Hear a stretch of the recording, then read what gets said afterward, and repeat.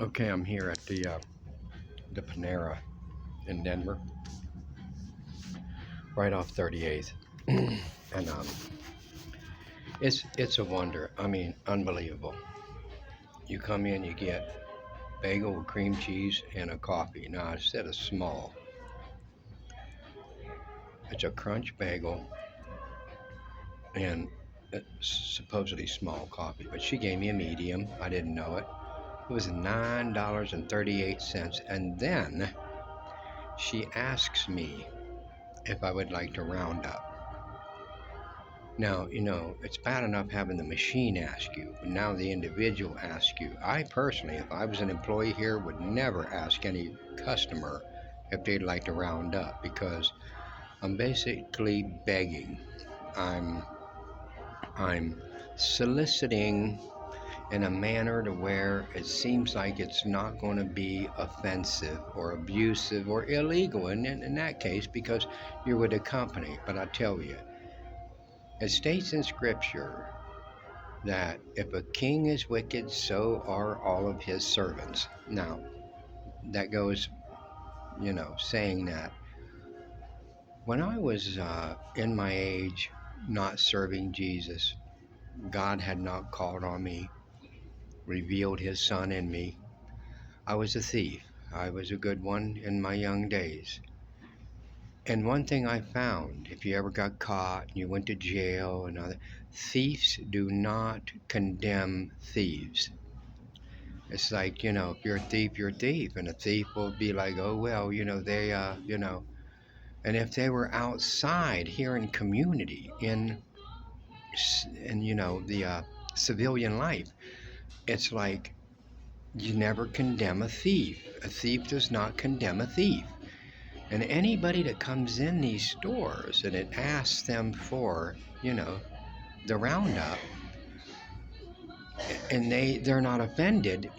Well, you can know one thing about that person is probably just like that attitude, where it will not condemn it because, well, they themselves are devious in solicitation in their life some way or another, in the mannerisms of their work or however they live or treat people.